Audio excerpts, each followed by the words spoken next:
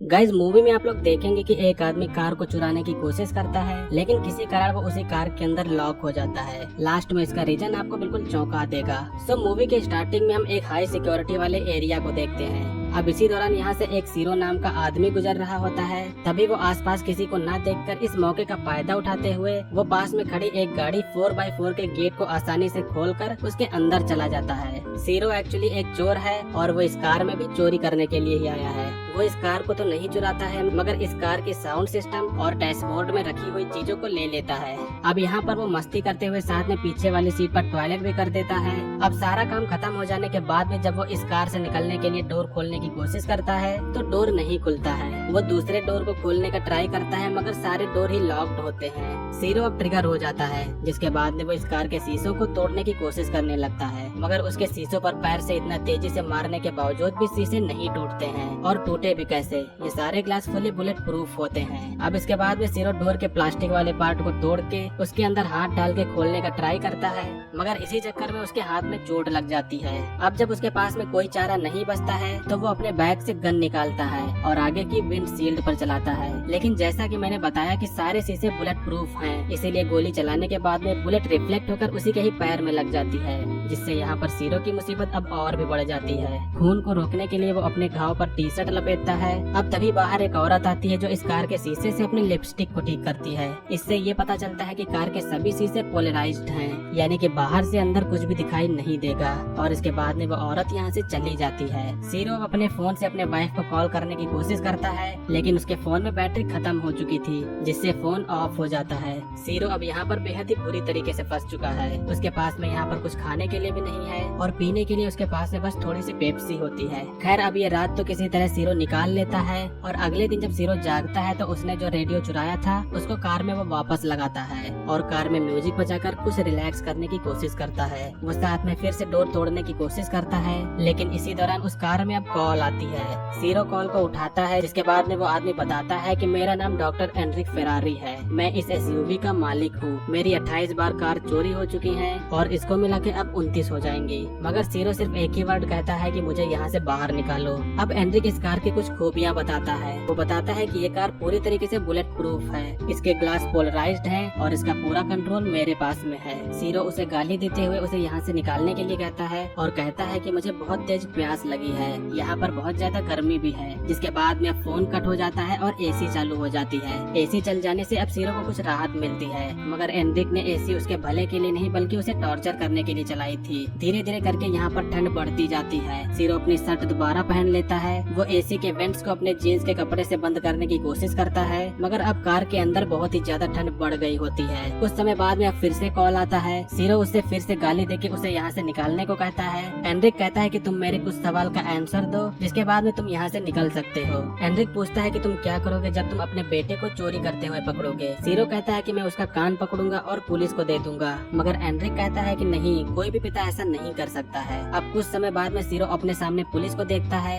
वो चिल्ला के उससे हेल्प के लिए कहता है, लेकिन आवाज बाहर नहीं जा रही थी। अब ये पुलिस वाला इस कार को चारों तरफ से देखता है और इसका चालान काटकर यहाँ से चला जाता है। इस कार का चालान इसलिए काटा गया था क्योंकि इसके सारे शीशे पोलराइज्ड थे। बाहर भले ही बारिश हो रही है, लेकिन सीरो इधर प्यास से मर रहा होता है। अब फिर से यहाँ पर कॉल आता है तो सीरो उससे पानी के लिए कहता है। एनरिक उससे अब उसका आईडी नंबर और उसका नाम पूछता है और जब सीरो उसे बता देता है तो एनरिक उसे पानी पीने के लिए दे देता है। वो बैक साइड में एक छोटे से पाइप से कार के फिल्टर हुए पानी को बोतल में भरता है, जो दिखने में ही साफ नहीं लग रहा था, लेकिन इतने प्यास के कारण सीरो बिना कुछ सोचे हुए वो सारा पानी पी जाता है। अब फिर से रात होती है और सीरो को भूख भी बहुत तेज लगी हुई है। उसके सामने ही एक डिलीवरी बॉय पिज्जा की डिलीवरी कर रहा है, मगर उसके सामने खाना होने के बावजूद भी वो कुछ खा नहीं सकता। अब इसी दौरान यहाँ पर एक छोटा सा इंसेक्ट उसका फ्रेंड बनता है। एनरिक उसके साथ में टॉर्चर करने में कोई भी कसर नहीं छोड़ता है। अब वो कार में गर्म हवा की एसी चला देता है, जिससे सीरो की हालत और भी खराब हो जाती है। इतने ज्यादा भूख के कारण सीरो वहाँ पर रखी हुई इंस्ट्रक्शन मैनुअल को ही खाने लगता है और जब उसे पानी नहीं मिलता है तो उसे अपने ही टॉयलेट को पीना भी पड़ता है। अब इसी दौरान बाहर एक और चोर आता है जो इस कार को खोलने की कोशिश करने लगता है, मगर तभी कोई आदमी आ जाता है जो उसे ऐसा करने से रोक के उसे पकड़ लेता है। जिसके बाद में वहाँ पर पुलिस भी आ जाती है।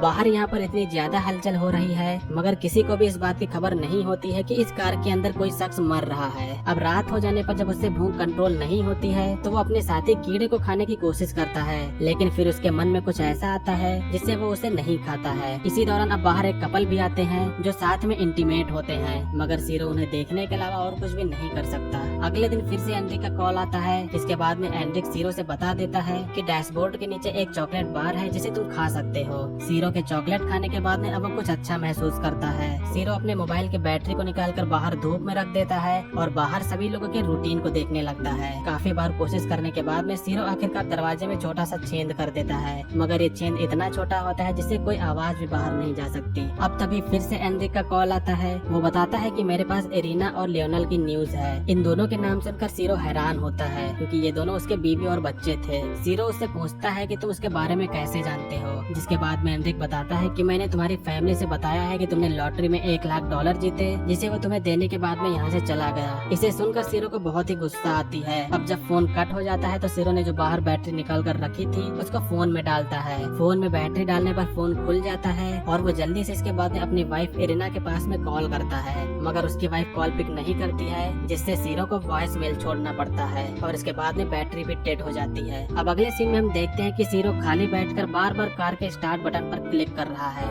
लेकिन कुछ समय बाद में कार स्टार्ट हो जाती है। कार का गियर रिवर्स में अटका हुआ था, जिसके बाद वो तेजी से कार को पीछे की ओर ले जाता है, जिससे अब यहाँ पर कार का एक्सीडेंट हो जाता है और वो कार से बाहर निकलता है। वो सीधा कार से बाहर निकलकर पास के पेट्रोल पंप पर वहाँ के कैफे में जाता है। वो यहाँ पर से पानी की बोतल उठाकर और खाने के लिए बर्गर लेकर टेबल पर जाकर खाने लगता है, लेकिन तभी वहाँ का सिक्योरिटी गार्ड आके कहता है कि इसके लिए तुम्हें पे करना होगा, मगर सीरो उसे गोली से मार देता है। लेकिन अब हमें यहाँ पर ये पता चलता है कि सीरो एक सपना देख रहा था। सीरो इस सब से अब पूरी तरीके से ऊब चुका है, इसीलिए वो इससे छुटकारा पाने के लिए सुसाइड का रास्ता चुनता है। वो गन को अपनी ओर करके ट्रिगर दबा देता है, लेकिन किस्मत से उस स्लॉट में बुलेट नहीं थी, जिसके बाद में वो गन को फेंक देता है। अब जब फिर से एंड्रिक का कॉल आता है तो एंड्रिक उसके सामने आता है, लेकिन सीरो एंड्रिक को उसके सामने देखने पर वो कोई भी रिएक्शन नहीं करता है, क्योंकि किसी भी रिएक्शन के लिए अब उसमें ताकत नहीं बची थी। एंड्रिक अब कार में आकर बैठता है और वो सीरो से कुछ बातचीत करता है। सीरो ने पहले जॉइंट लाने के लिए रिक्वेस्ट किया था, इसीलिए एंड्रिक जॉइंट भी लाया होता है, मगर अब जब एंड्रिक फोन पर किसी से बात करने लगता है तो इसी दौरान सीरो उसकी गन उठाकर उस पर चला देता है, जिसके बाद में वो गाड़ी से निकलकर रेंगते हुए यहाँ से भागने की कोशिश करता है। उसके अंदर चिल्लाने की भी पावर नहीं बची थी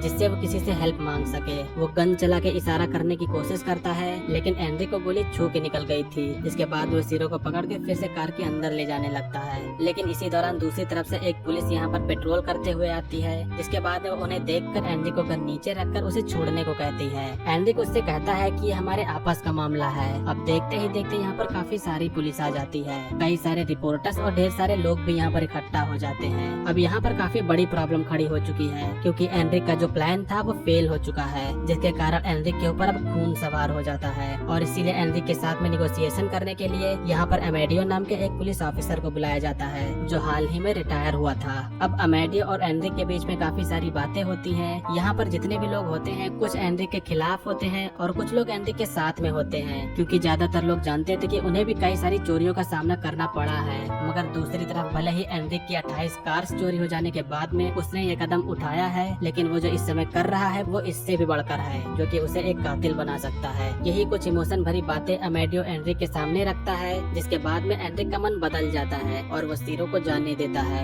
मगर अब एंड्रिक उस कार के अंदर बैठकर अपने आप को लॉक कर लेता है। इसके बाद वो अपने फोन से एक टाइमर चलाता है और यहाँ पर कुछ समय बाद वो कार ब्लास्ट हो जाती है। इधर सीरो तो बच जाता है, मगर जिसकी 28 बार कार चोरी हुई, जिसका कोई भी कसूर नहीं था, बस एक चोर को सबक सिखाने के लिए उसकी प्लानिंग फेल हो जाने के बाद में जब सभी लोगों ने उसका ये रूप देखा तो इस चोर से ज्यादा खतरनाक वो एंड्रिक को ही समझने लगे, जिसके बाद में उसे सुसाइड करना पड़ा। इधर सीरो का क्या, उसने भले ही कई गलत काम किए हों, मगर कोई भी एविडेंसेस न मिलने के बाद में उसे अगले ही दिन रिलीज कर दिया जाता है और इसी के साथ में इस ट्विस्ट से भरी थ्रिलिंग मूवी का एंड होता है। सो गाइस, आप लोग जरूर कमेंट करके बताइएगा कि आप लोग को इस मूवी का एक्सप्लेनेशन कैसा लगा, और हाँ, लाइक तो जरूर ही करिए।